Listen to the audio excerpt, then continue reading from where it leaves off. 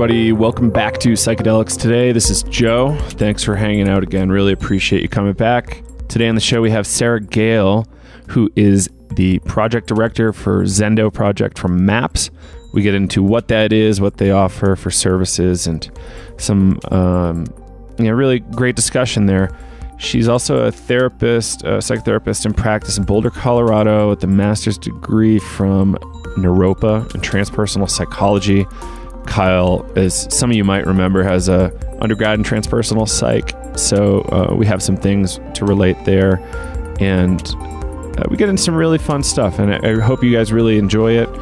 There's some kind of curveball questions I throw out there. I don't know why I had the feeling I needed to ask those, but I did anyway, and we've kept them in for you. And Sara also participated as a therapist in the MDMA trials, the phase 2 MDMA trials. So we get to chat a little bit about that. We don't go too deep there, but I think there's room to talk further with Sara for sure. So what else is going on here? No workshops on the horizon. I've done a bunch this summer and needed to take a couple weeks or a couple months off or something. Looking like I'll be able to tie in with the Psychedelic Club of Boulder, Colorado for some breathwork workshops, and maybe the Psychedelic Club of Denver. If you're interested, I'm not totally opposed to traveling if we can put something together. So reach out. Maybe we can have a conversation. Also, most importantly, we are in the process of selling our Navigating Psychedelics course. And I believe today and tomorrow, you can still get the early bird rate. So check it out. It's psychedelicstoday.teachable.com. You can find more info there. It's also linked from our main site. You'll see it up on the top there, online courses. So check that out. What we're going to talk about in that class is how to, approach psychedelics safely and sensibly, how not to get in trouble with the police or have to get medical attention, how to really optimize results. I know that's a really risky thing to say legally, but we're not encouraging you do that. But if you do, we don't want you to get hurt. So, check us out. We have a lot of experience from holotropic breathwork, Gael's transpersonal psychology degree, my undergrad in philosophy, forever ago. Since then, I've read far more books than I read in college. So I've got a fair amount of education on the subject, firsthand or otherwise. And we've also got a selection of master classes. We're going to have about 10 experts in the field of psychedelics contribute little master classes on their specific specialty area to give you tools you need to keep you and your friends safe or on the right track. So I had a conversation with a PhD director. So he manages like the PhD program for this big school in San Fran. I had a conversation yesterday about how repeated psychedelic use, if used to repeatedly to disembody or to feel more spiritual, how that can have negative effects on the day-to-day of your life. Perhaps you have this ongoing spiritual feeling, but how does that improve your relationships with your friends? How does that improve your life in the real world? I think our goal here at Psychedelics Today is to have a balanced approach to this. So yeah, the spiritual stuff can be really important to the right people, but how do you want to balance that? How do you want to approach these incredibly powerful tools? Do you want to put yourself into kind of an imbalanced state, or do you want to approach this stuff from a perspective of balance? I think balance is important. So we get into that a lot in the class, and we even discuss some holotropic breathwork stuff and our breathwork stuff. So I think it's an enormously valuable class. Check it out online. If you have any questions, email us, psychedelicstoday@gmail.com. Again, you can get more info on the class at psychedelicstoday.com or at psychedelicstoday.teachable.com. And that's it for the class stuff. If you want to connect with us on social, We're on Facebook, Twitter, Instagram. I think we have a Pinterest. Yeah, I'll link to that soon. And if you want to help us out, but don't want to sign up for the class, give us a review on iTunes or give us a review on Facebook. We'd love it. Please let us know what you think. We'd really like to hear from you, and have a great rest of your day. Enjoy this show with Sara Gael, and take care. Bye. Sara Gael is joining us today. She's the project director for Zendo and a practicing psychotherapist in Boulder, Colorado. Sara, thanks for joining us. Thanks for having me. We're really excited to have you today because you have a lot of experience working in these altered states and working with people at Zendo. And you even got to participate as a therapist in the phase 2 trials of MDMA therapy in Boulder, all of which are fascinating. But I really want to dig into kind of a little bit about why you dug into transpersonal psychology as a degree at Naropa, and then kind of jumped into the psychedelic therapy world. Great. So I have a background, my undergrad actually was in environmental science. It was in geography and environmental science. And when I was studying as an undergrad, I had taken a couple psychology courses, and I really just felt like they were missing the mark. They weren't really feeding me. And so I was like, I think I'm going to explore something else. And so I studied in the sciences. And what I found was, as I started looking toward a career in conservation and environmental work, I really started to come to the realization that the environmental crisis, the planetary crisis, was a result of human disconnection with ourselves and with each other and with nature and with the universe. And so as I began to see that, I really started to decide that my work in the world was in helping to heal that disconnection. And, what I really saw was we treat the planet the way that we treat ourselves and that we treat each other. And you can work, I really saw I could work my whole life in conservation or trying to implement environmental policies and things like that, all really important, good work. But I really felt that I could spend my life doing that, or I could really attend to what I feel is the root of that crisis. Because you can tell people all day to care about the environment and to recycle and to pay attention to things like climate change. But the reality is that we don't really deeply care about nature and about the environment until we really recognize our intrinsic connection and the fact that we are entirely dependent on this planet for our survival. And so I actually ended up, after my undergrad, after studying, I ended up at Naropa because I thought that, I really want to, first of all, study psychology. And second of all, transpersonal psychology is really about tending to those connections.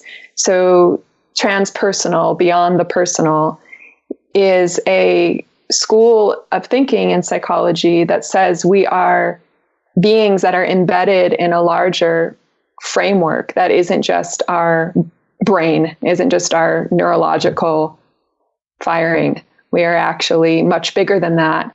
And our experience of the world and of our own place in the world and our own suffering and our own joy is entirely intertwined with our experience that we are embedded in, our political, social, economical, and environmental experience. And so transpersonal psychology, I really thought, this really attends to a holistic perspective of humans and our connection to the planet. And that's what I want to do. And it was there at Naropa that I later discovered psychedelic therapy. I went to a transpersonal conference in Palo Alto, and I saw Rick speak. And at that conference, I had this aha moment of, wow, okay, this is happening. And, psychedelics and therapy are a thing, because we don't learn about that in college. No. Even at Naropa, that wasn't part of my education, which is fascinating, because the whole field of transpersonal psychology really arose out of the psychedelic movement in the 60s. And a lot of the teachers and the knowledge that came from that time helped to give birth to this field of transpersonal psychology. And it's not really even mentioned so much. And so it was a whole new world that I started learning about and discovering. And so that's how I initially got into this field. Beautifully put. How did you come across transpersonal psychology? Because it is such like a weird niche psychology. And I mean, I didn't hear of it until I started doing research in psychedelics. And so everybody's like, how did you get involved in transpersonal psychology? And it was really through my own experiences, reading about psychedelics and coming across, I think, like Stan Groff talking about transpersonal psychology. And I was like, oh, that's what I want to do. How did you find out about that program? Well, from a very early age, I have always been a bit of a mystic, more spiritually inclined and oriented. And so that spirituality and mysticism have always made a lot of sense to me. And I've always I've studied meditation and Buddhism from a very early age. I started meditating when I was about 12. And I've always had that connection. And I discovered Naropa as a university when I was actually thinking about going to undergrad programs, and decided instead to go to the University of Hawaii. But I don't think I really knew what I was getting into. I don't think I really knew, even though I was more holistically, transpersonally inclined. When I discovered this program and I read the description, I just thought this is a perfect fit. And so I didn't know a ton about transpersonal psychology until I started studying transpersonal psychology. I guess that's the whole reason, right? When we go to these programs, but there was something in the language that was used in terms of the holistic perspective that really resonated with my personal experience of my own personal healing journey. Because as a therapist, my practice is informed out of my own healing journey that I have been on and continue to be on. And so it was like I finally found something that I was just like, oh, that really fits. That really makes sense. And so that's how I discovered it. Awesome. And you've done a little bit of work with the MDMA in the Boulder scene, right? And so how has the transpersonal background kind of influenced your work with that? Mm-hmm. Yeah, so I worked on phase 2 as an investigator in those recently completed study. And there's so much that happens in those sessions. There is so much that people uncover, and a lot of emotional and psychological material, but also a lot of what some might call spiritual material, or things that cannot really be explained just purely psychologically or emotionally. People have experiences where they experience a deep connection to all that is, to their ancestors, their current living family, to the universe. People have connections of oneness, experiences of oneness, and these existential experiences that I have found can be difficult to explain in purely psychological terms. So I think that having that background in the transpersonal realms has made, when people have those experiences, it's not surprising. Having studied non-ordinary states of consciousness, when those things arise, which can't maybe be explained by mainstream psychology or psychiatry, when those kind of things arise, those either memories or feelings, sensations, or experiences that come up, I feel like I have a framework to understand those experiences in, where what they're going through doesn't sound really far out there. Right. And I think that, maybe as this field continues to grow and people come into this field from a variety of different backgrounds, I think that everyone is bringing unique perspectives and gifts to this work. So just as much as someone from a transpersonal background is bringing this element of understanding, someone with a cognitive behavioral background will bring something, or a somatic therapy background. But I think that what the transpersonal background really does is help us understand those bigger experiences with a framework that can really hold it. And that's why I think that the transpersonal perspective is really important for us to hold. And it is a big part of the training that we go through, and the way that the therapy is set up. I think that it's definitely a big part of the perspective that we're coming to with this work, regardless of the different backgrounds. I think that you have to have an awareness of this holistic transpersonal perspective in order to really do this work effectively. Otherwise, some of the things that come up for people might seem very strange or even pathological. And that could be said for any form of therapy, really, not just MDMA-assisted therapy. But with psychedelics, I think it's even more true, because psychedelics really, as we've seen in research and in anecdotal experiences, can really bring up a lot of things that science can't explain, that our rational minds can't explain. So I think that the transpersonal element is really an important aspect of this work. Awesome. Yeah, it's really interesting. I think, psychedelics have such a wide range of experiences. So it's interesting, jumping back before talking about Naropa, how they don't really integrate that into their curriculum. I had a really weird transpersonal psychology degree where I could make up some of my own courses, and breathwork was involved. So being able to explore psychedelics and breathwork at the undergrad was kind of cool. But yeah, it also opened me up to a lot of these different experiences that may sound weird to some folks. It kind of gave me that foundation to work with it. So yeah, it is interesting that they don't explore that very much at Naropa.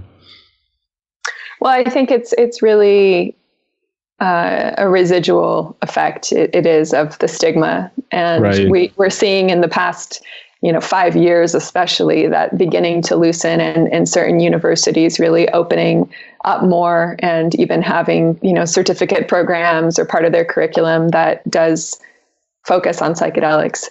But I think that there's a long stigma that we're still recovering from.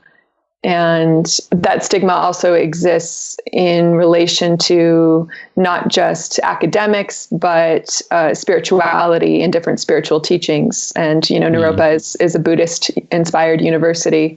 Right. That's where it originated from. So I think that there's obviously many different perspectives and schools of thought around this. But I think that that's what we're seeing is just a holdover from all of the stigma that still exists.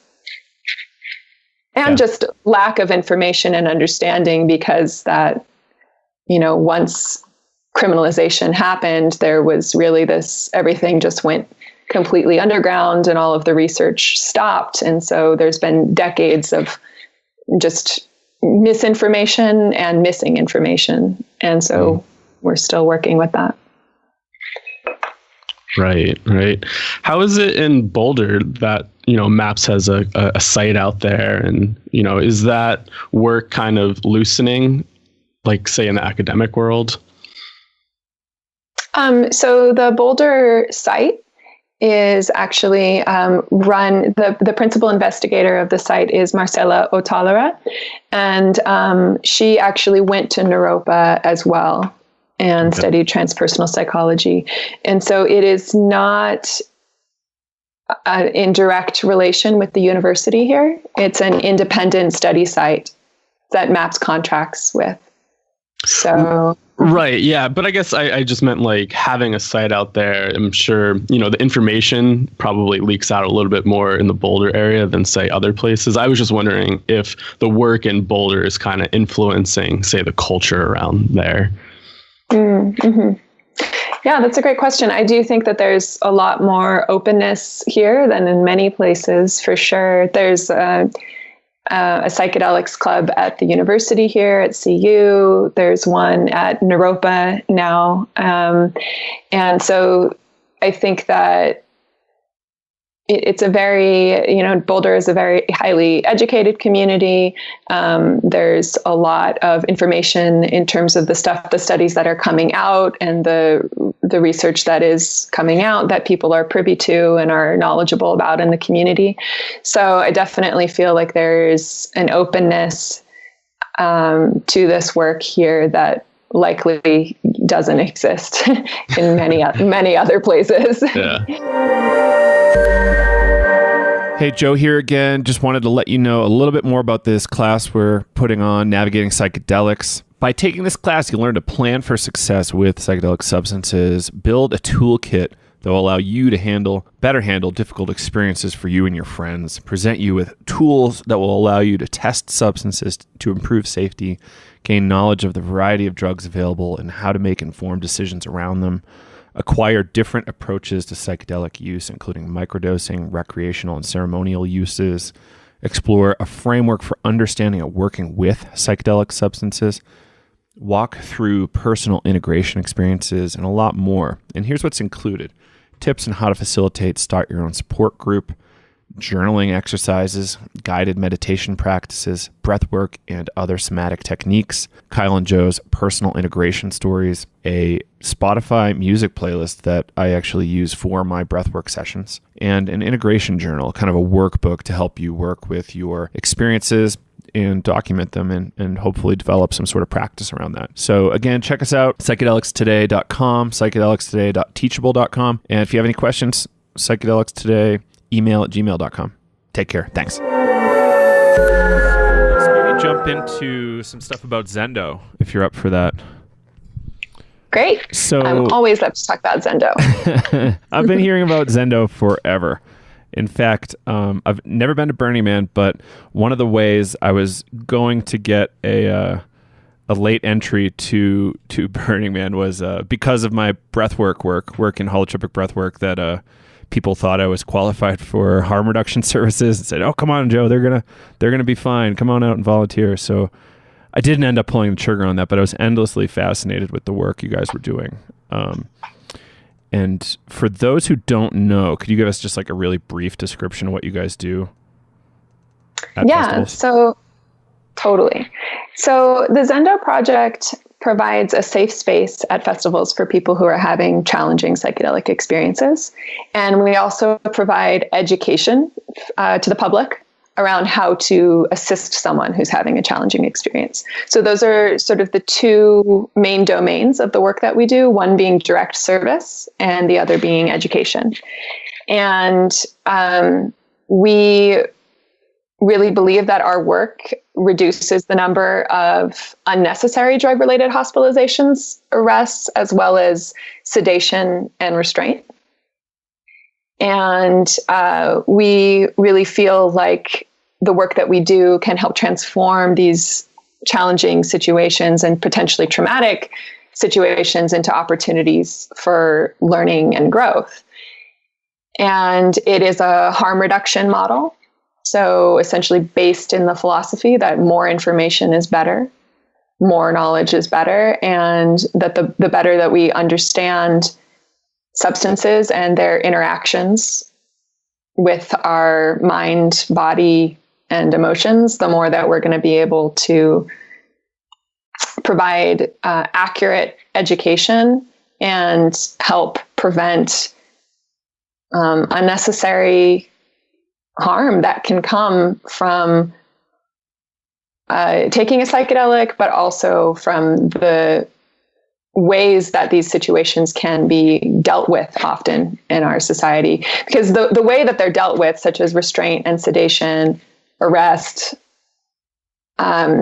is coming from a place of lack of understanding of how these substances interact with us. And so I don't think that, when we're at a concert and we see somebody, whoever's working with them, whether it's paramedics or law enforcement, really taking what might be seen as extreme measures, and we're kind of like, whoa, that person was just, having a difficult trip. Like, that wasn't like, we could have handled that differently. That's where this work really came out of, was seeing experiences like that, after going to myself and others who have been part of the festival community and not just festivals, but events, concerts, right? Where we've seen situations where people have ended up, really being treated maybe heavy-handedly, or just not, just maybe to a degree that seems a little bit unnecessary or extreme.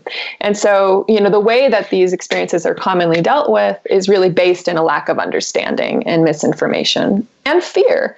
And, in the Zendo, we work with a variety of different experiences, everything from someone who can walk themselves in and say, I'm having a hard time and I'd really like to talk to someone. That's one end of the spectrum.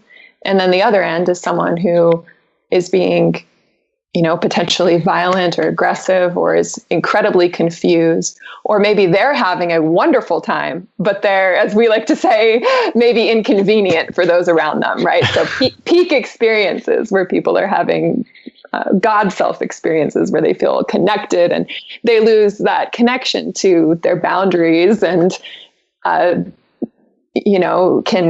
lose that sense of their own safety and what is okay and what's not. And so that's kind of the spectrum of the people that we see. And we found that the principles that we use and the way that we work with people can be applied to any situation along that spectrum. So we are a place for people to come when they're not having a medical emergency, but having a psychological or emotional experience. And we always screen to make sure that it is in fact a psychological or emotional experience. We work directly with medical providers, and we work with security and law enforcement and other departments to make sure that, if something becomes incredibly, if it becomes violent or aggressive, we have security who are trained in our approach and who are familiar with our approach. And we have medical people who we work with who are familiar with our approach too, who are making sure that everything is okay medically, physically, with everyone who's in our space. I really like how you put that as inconvenient.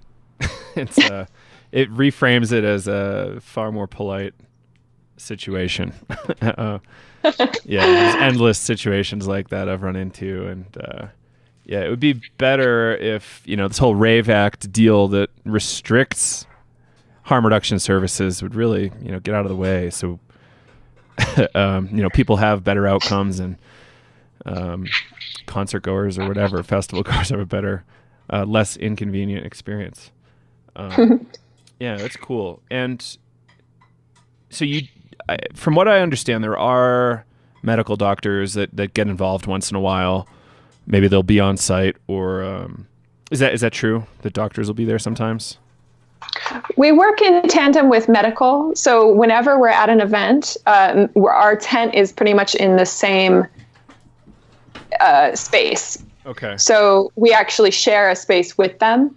Cool. And so there's there's a screening process, making sure that everyone who's coming to the space is medically cleared. And there's certain requirements and protocol that we have around their physical state before we can see them. We have guidelines for admission for people who we work with. So it's always we're working side by side with medical at the events that we do. And then at Burning Man, at the bigger events, we actually have, we have a medically trained person who's in the space, who is part of the Zendo space itself, who screens everyone who comes into the space, just because we're not right next to medical at other events. I'm sorry, at Burning Man, but at other events, we're always working with medical. And what are some of the criteria to get, sorry, I just had a brain fart, to get medically cleared? So what would the medical team be looking for to not accept somebody into the Zendo? In order to be seen and to be admitted into the Zendo, someone's vital signs must be within normal limits or be within safe ranges for the expected effects of the substance. The body functions, they must be in control of all their bodily functions. And that's really important. Temperature regulation, body temperature must be within medically safe ranges for guests to be admitted into our space. And obviously consciousness, people have to be conscious. Makes sense.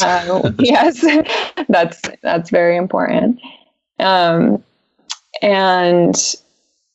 any significant changes that we would see in the Zendo would require a reassessment by medical, and any sustained thought dysregulation.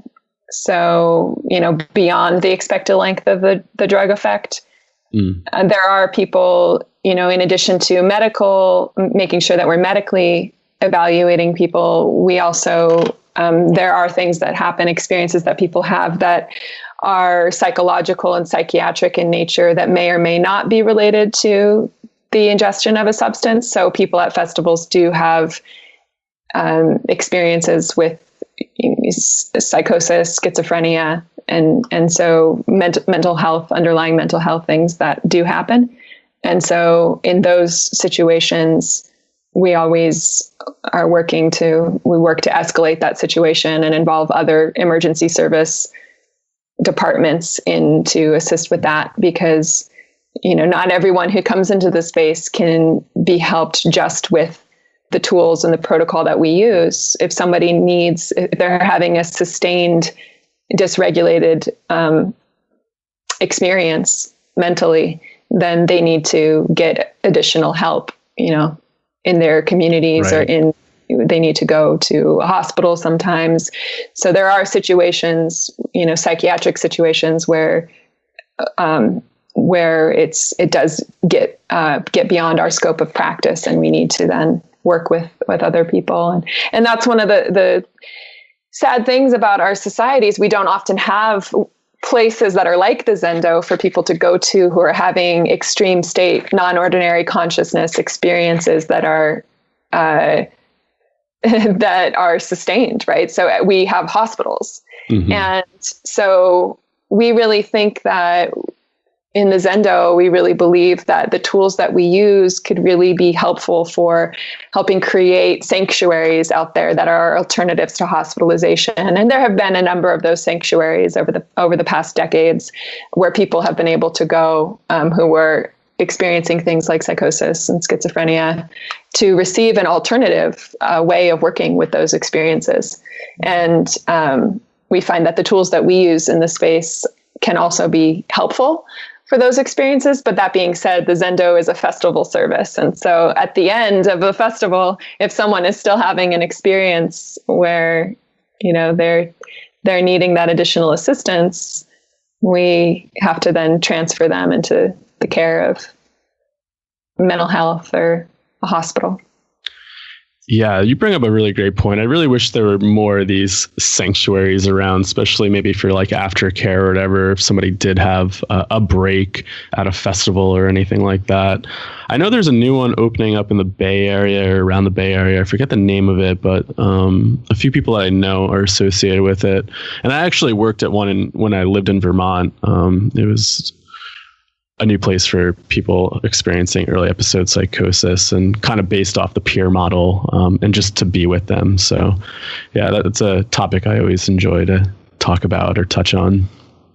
Mm-hmm, mm-hmm. Yeah, there's so much I think that we can learn about working with the psychedelic state that is really transferable to working in non-ordinary states like psychosis.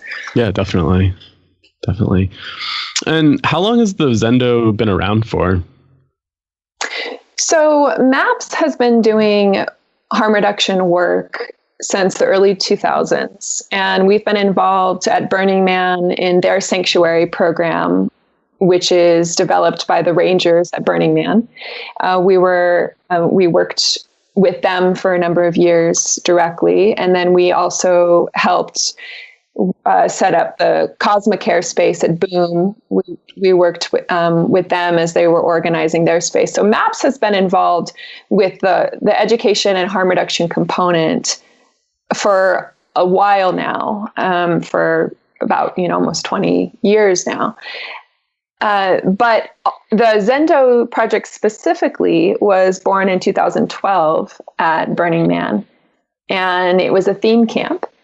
And it was in one of the biggest sound camps at Burning Man, which was Fractal Nation.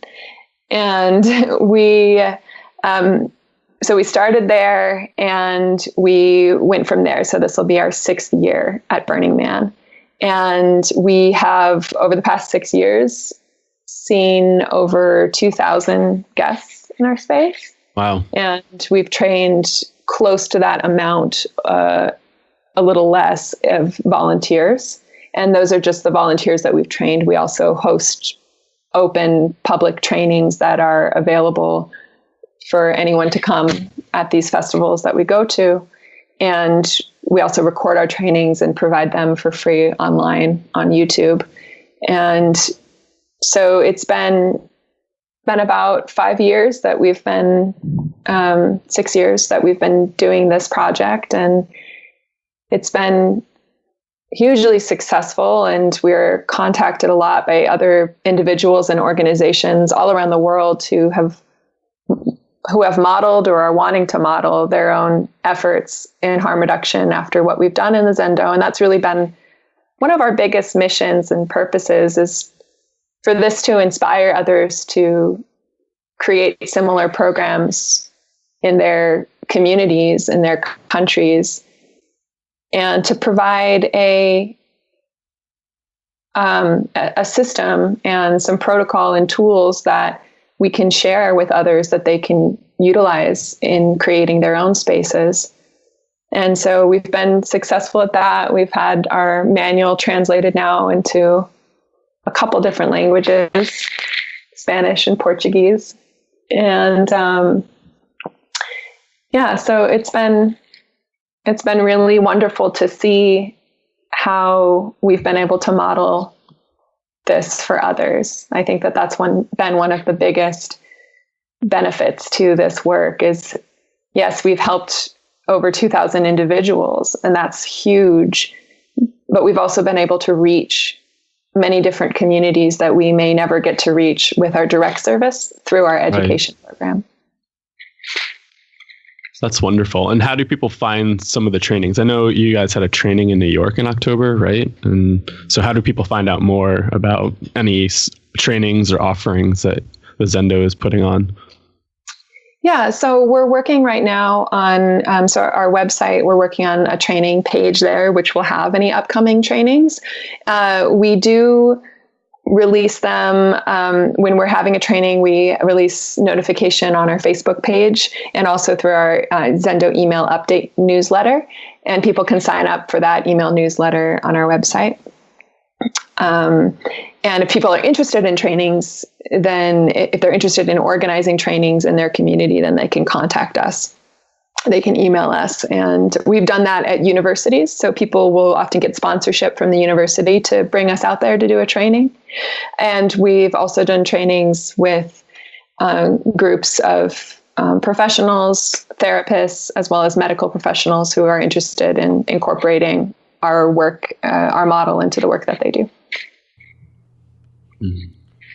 So I've been hearing a little bit of debate in the psychedelic world about Zendo, and some people possibly abusing Zendo as a service. So for instance, it's there kind of like a first aid tent is there to, help wrap a wound or something. And, a psychic wound. or just, a difficult peak experience that's inconvenient.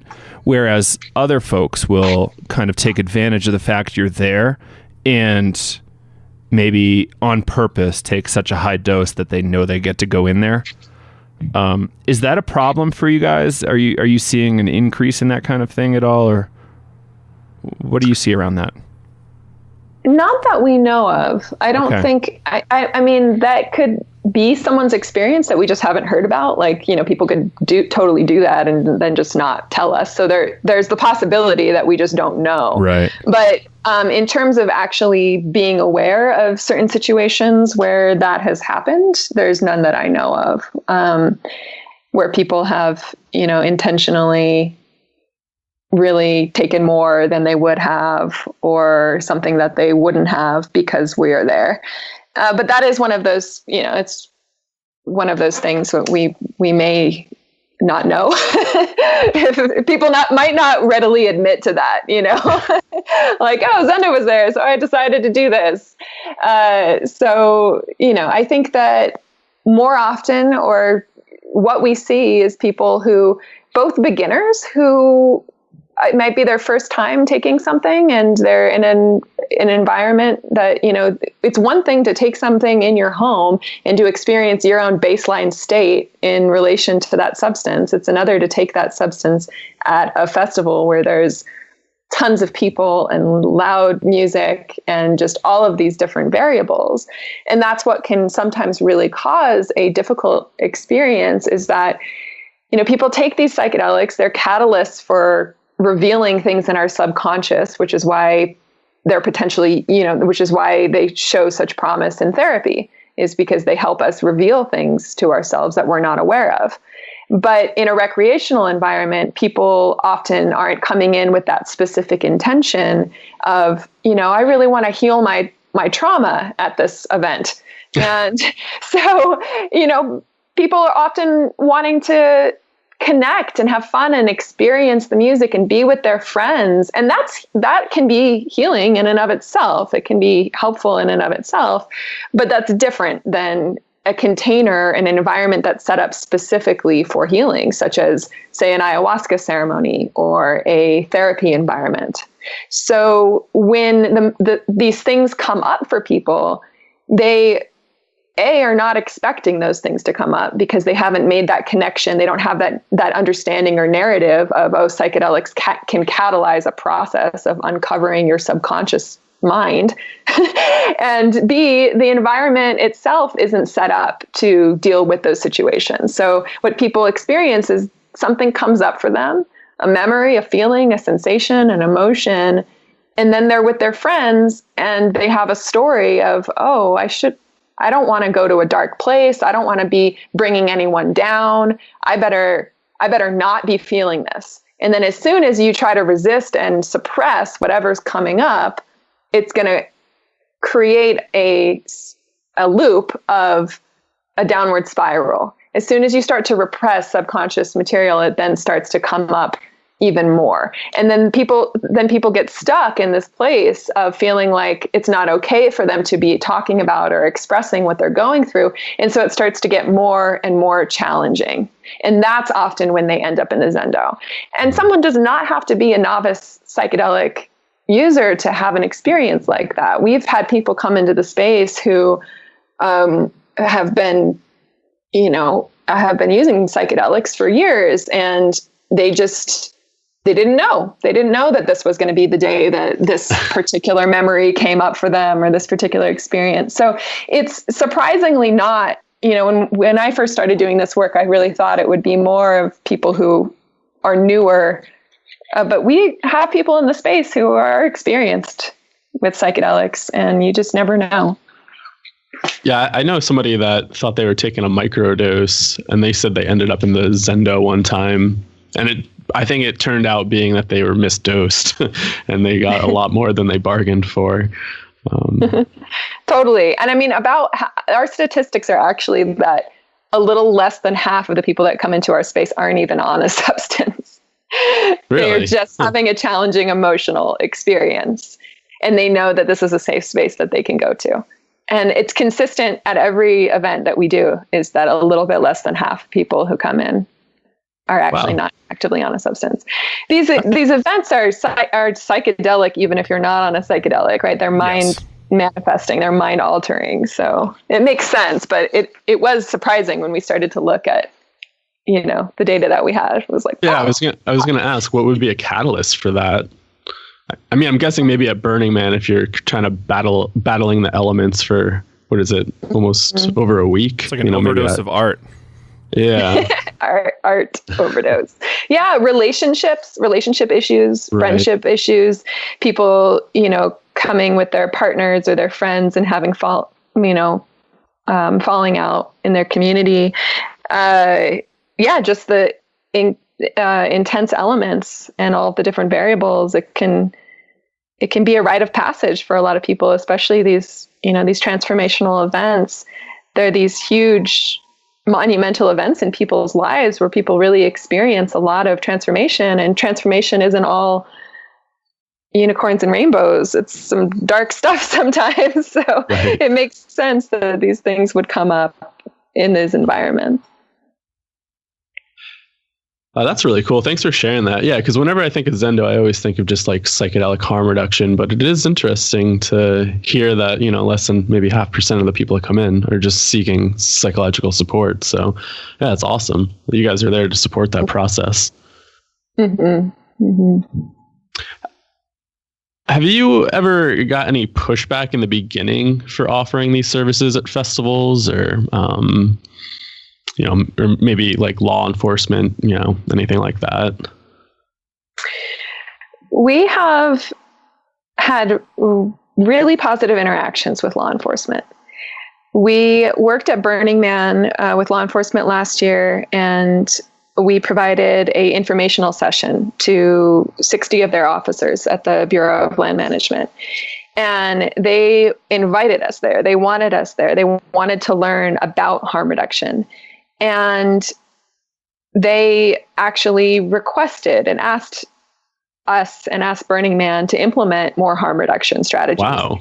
And so I think that there's this misunderstanding amongst, festival producers, some producers, that, the Rave Act it really has put a lot of fear in people around providing these services. And, people have been limited in what they can offer, and it has affected the ability to implement harm reduction services at festivals. But simultaneously, what the producers of these events who are really leading the way in harm reduction are seeing, or they're deciding it's more important. The safety of our participants is more important, and that includes the emotional and psychological safety of our participants is primary. And they are willing to provide these services even with this Rave Act in place. But what we've seen with law enforcement is we've had really positive interactions with them. We've had interactions with them where they've brought people actually to us. And we've had interactions in situations where we've needed their support in situations that have become, we're here to prevent unnecessary hospitalizations and arrests. Sometimes there are necessary hospitalizations and arrests, right? So we want to really be clear about that. Like, if there are violent, aggressive behavior with people, like where things happen, or or there's abuse or violence that emerges, sometimes people need to spend the night in jail and work through that process. And that can be part of their process, like obviously they have, we have people come in who have maybe some deeper underlying issues that they really need to work out. And violence is not okay. And our volunteers, their safety is primary, so there are situations where we've had to get support from law enforcement, or situations that we see, sometimes there's domestic violence or sexual assault that happens at festivals. And those have been situations where we've needed to bring in law enforcement for support. So we've had a really good working relationship with law enforcement, and at Burning Man and at other events. And so, in the beginning and still at some events, there is a hesitance and a really wanting to make sure that they are, the fear with the Rave Act that has happened is that people are afraid that they're going to be seen as that they're condoning substance use at their events. And so that's essentially why a producer would not provide these services. But we've really seen a big shift in that over the years that we've been doing this. And in the beginning, it was just a little bit hard to bring these services, not out of the fear, but actually out of producers not really seeing the value of what we're doing, kind of thinking like, okay, well, this is just something, everything can be just dealt with the current emergency services that we have in place. And why would we want something like this? And then when we demonstrated the model and we demonstrated that we were able to take a huge, be a huge support for law enforcement, security, medical, and take the burden off of them so that they could deal with the medical situations, the security situations, that they started to see, oh, this is a really valuable thing. And so I think it's like that for any new field or project that starts, is there's a few years or some time where people are really starting to see, oh, this is what we didn't have before, but we didn't know that we didn't have it. And now we know. Now we know that we need this service. And so I think that any hesitation in the beginning was likely just because people didn't really know what they were missing by not having these kinds of services.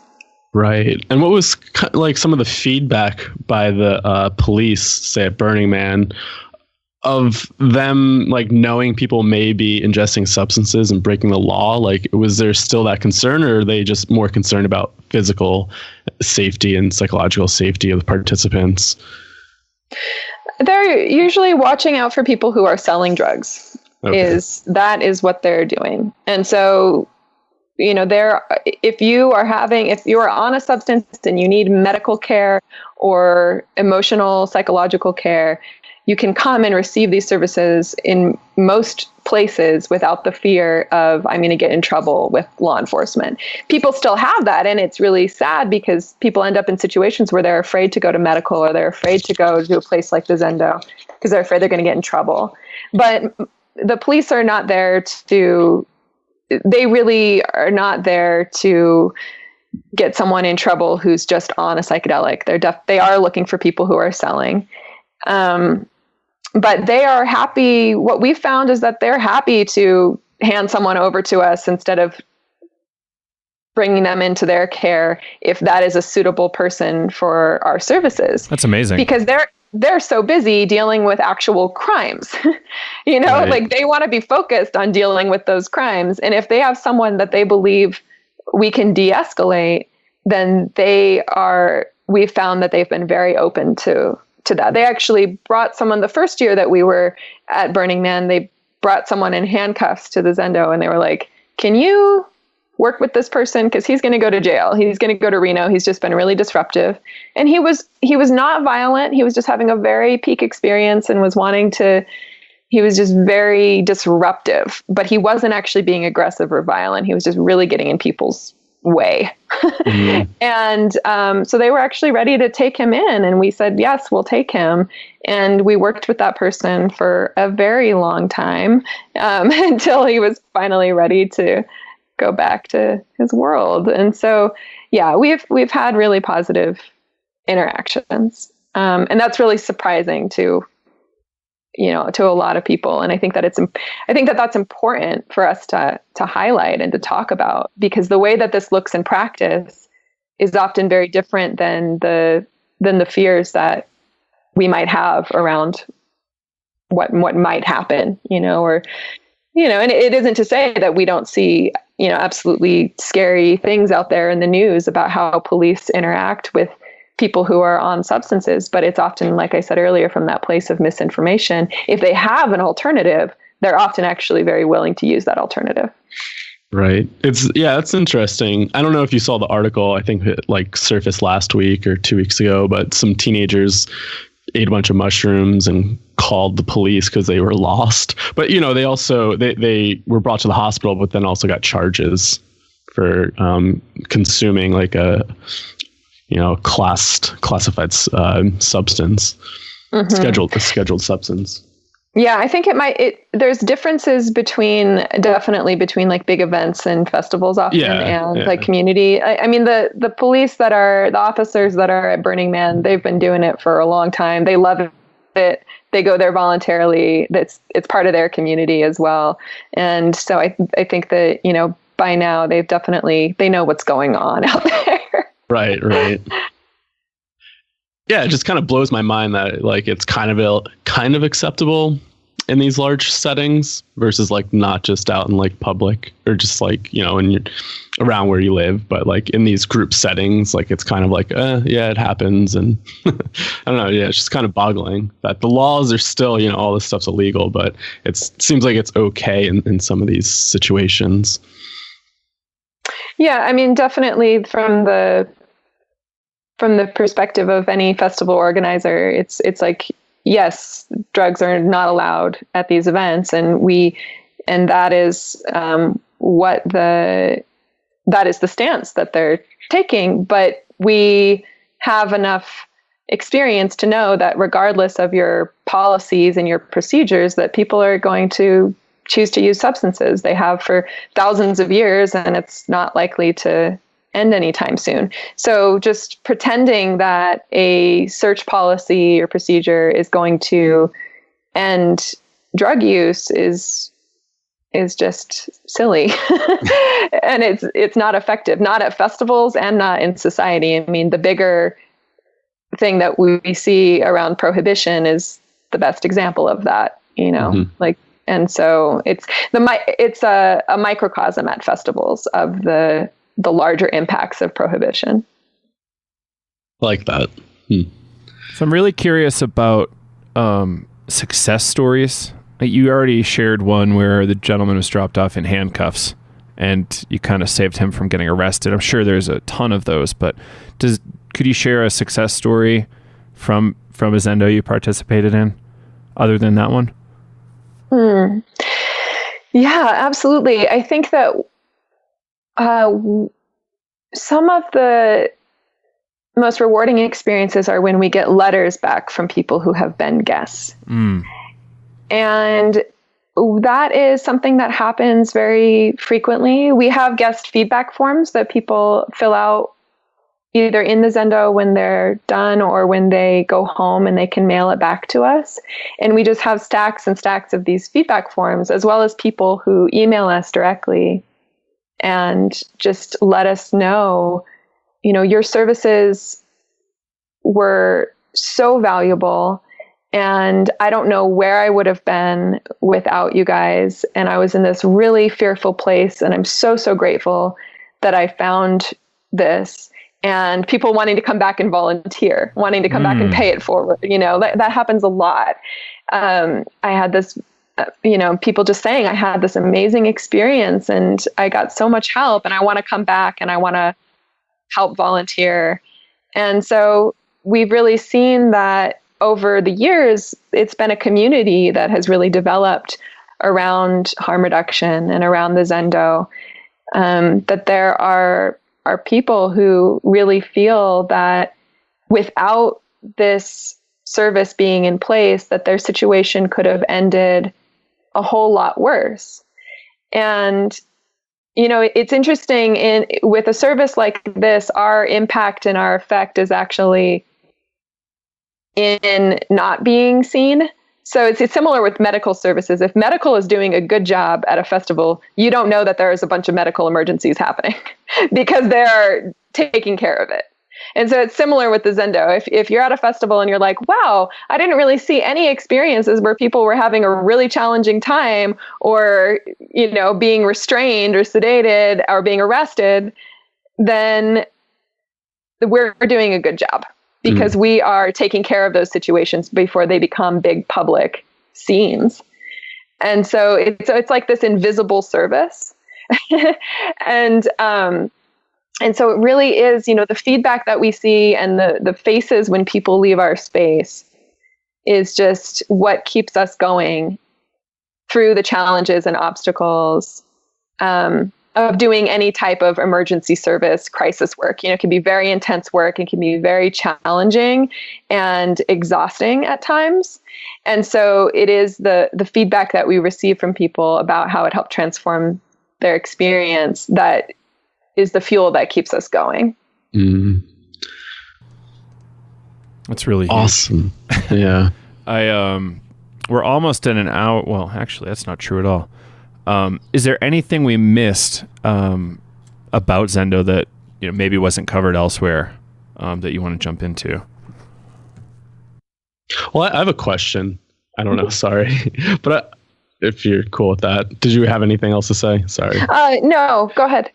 I was curious if you had an example, if you could share of like a really difficult experience. Obviously, maybe the most difficult, somebody having to get medical or, they end up getting arrested, but maybe something really difficult that you had to hold space for psychologically and what that was like, or what the person was going through, if you have any examples. Mm-hmm, mm-hmm. Yeah. So some of the work that we have done in tandem with security has been some of the most rewarding experiences that I've had. So, for instance, there's this thing that happens at festivals sometimes with people who want to get up and be on stage.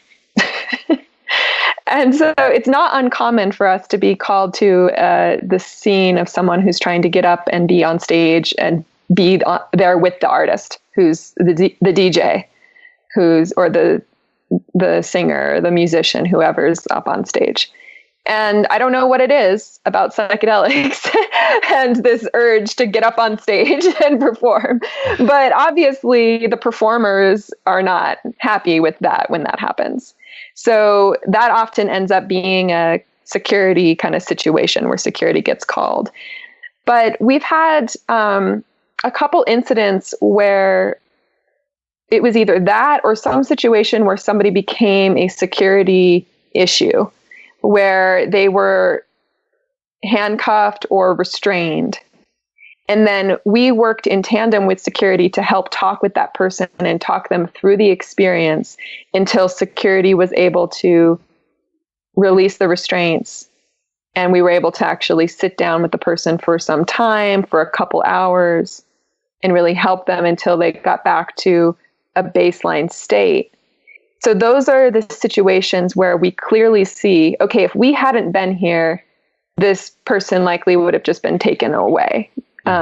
Because security and law enforcement, they're not interested in spending a few hours with someone to help talk them through their experience. And so these were people who weren't necessarily violent or aggressive, but were just really, as we were talking about earlier, very inconvenient, where they were being disruptive to a situation.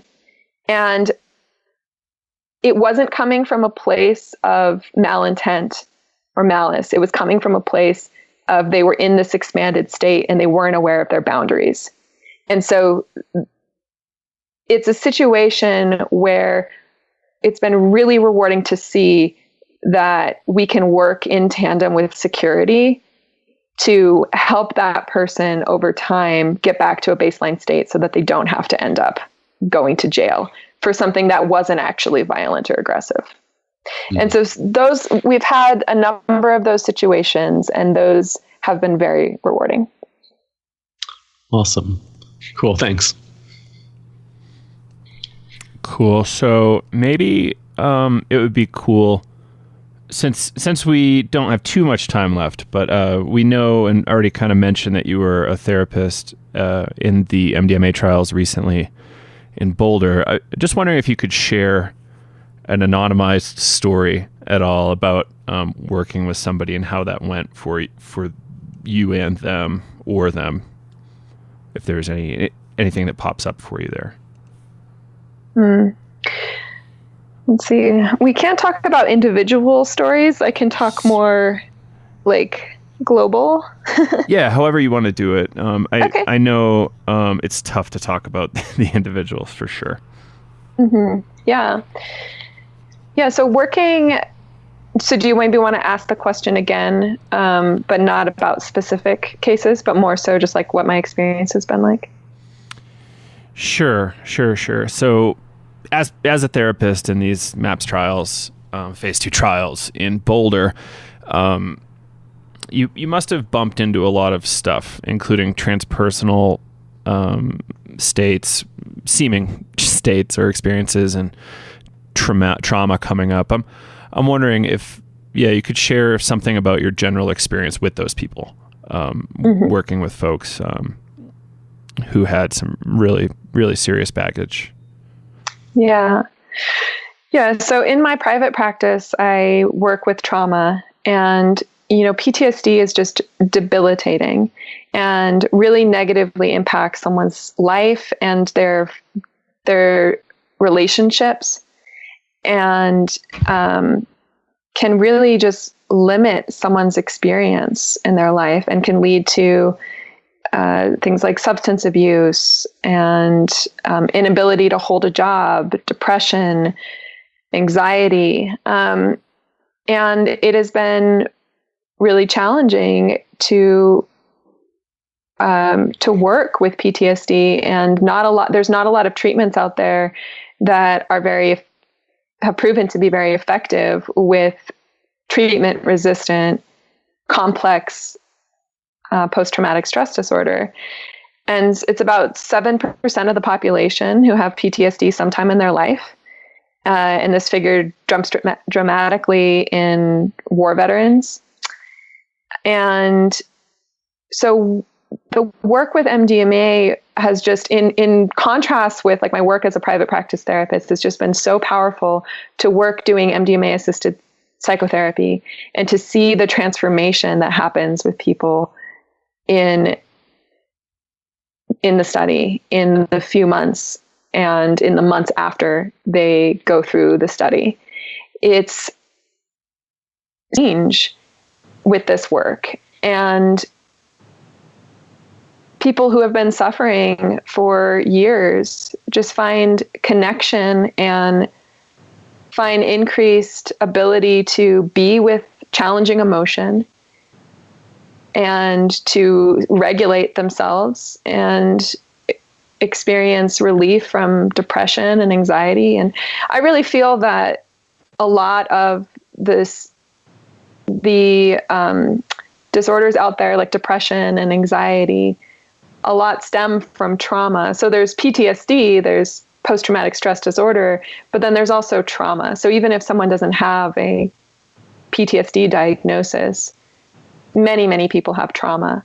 And a lot of things like anxiety and depression and substance abuse come from childhood and adult trauma. And so I really think that working with trauma and with PTSD is one of the most important things that we can do in the field of psychiatry and psychotherapy. And to see the changes that happen for people in this study has been very transformative for me as a therapist who works with this in my own practice without MDMA, and to see the transformations that are possible in people's lives and their relationships and their ability to navigate their life is just huge. And what I think that it offers people oftentimes is meaning. They're able to revisit their traumas and revisit their emotions from a place where they're not taken over by fear, and they're able to really process the memories of those traumas, and they're able to make meaning of their experiences in a way that they weren't able to before. Is a lot of what I've seen is people just having meaning-making experiences where this trauma that used to be just this horrible thing that happened that they couldn't make sense of and couldn't understand and was affecting their ability to just function in their daily life. To see that transform into part of their narrative and their life experience that can be relegated to the past and not something that they need to live in every single day and to actually make meaning and start to actually make connections and understand, oh, wow, I'm actually the person that I am today because of my past experiences. And that includes my trauma and my difficult experiences, and where they can actually start to sometimes even experience, real peace and gratitude for their life experiences, even their more challenging ones. So it's been really amazing to see those transformations. Yeah, well, thank you for that. It's huge.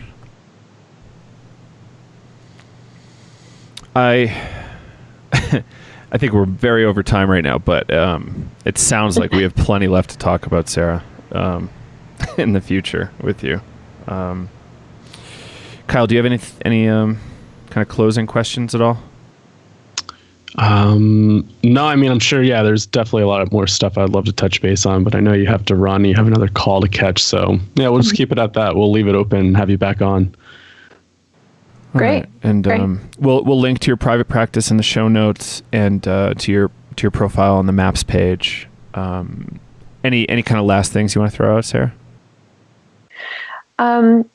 Just that if people are interested in being part of the Zendo Project, in volunteering or learning more about trainings, that they can visit our website at zendoproject.org and sign up for our email newsletter to learn about the events that we're doing.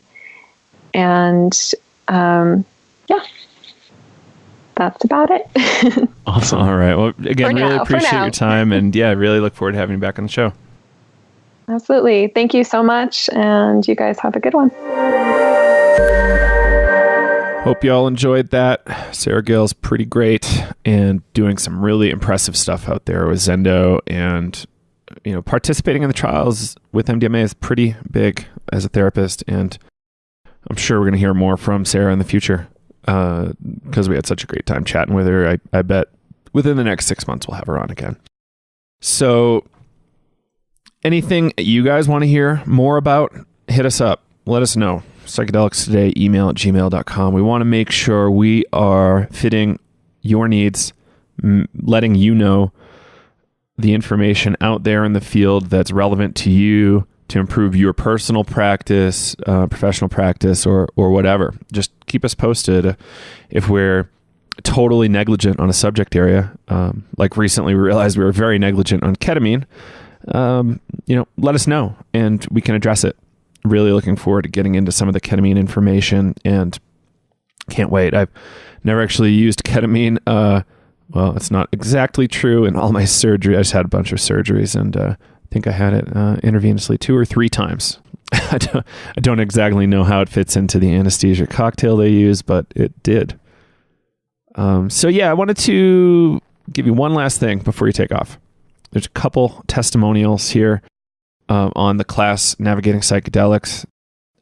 So here's one from Jessica Katzman, a PsyD out of the Bay Area. This was a wonderfully thorough survey of psychedelic integration and self-care. As a mental health professional, there was so much value in this course for me that I can utilize both personally for my own growth as well as to help others make use of their psychedelic experiences. Additionally, Joe and Kyle are a delight to listen to and are quite knowledgeable and responsive to questions. Useful format as well. And from our friend Diego from Down Under. When I first saw the course, I was skeptical because there's so much information on the internet about psychedelics that can be misleading. I watched the first video and I knew right away that you guys knew what you were talking about, borrowing from a lot of Groff and that sort of literature.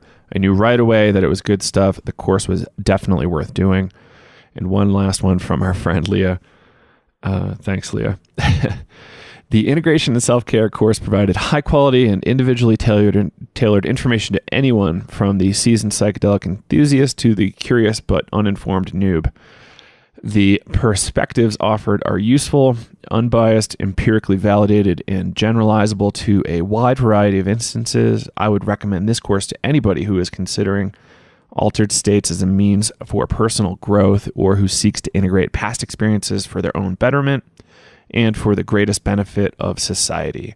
The course helped me add a few new tools and tricks to my arsenal and expanded my perspective on conscious self-exploration. So yeah, that's a few more things maybe that convinced you. But check us out, Navigating psychedelics over at psychedelicstoday.teachable.com or psychedelicstoday.com, and we'll have a link there up in the top banner for online courses. Thanks a lot for tuning in again. Share with your friends, and can't wait to bring you another episode soon. Bye-bye.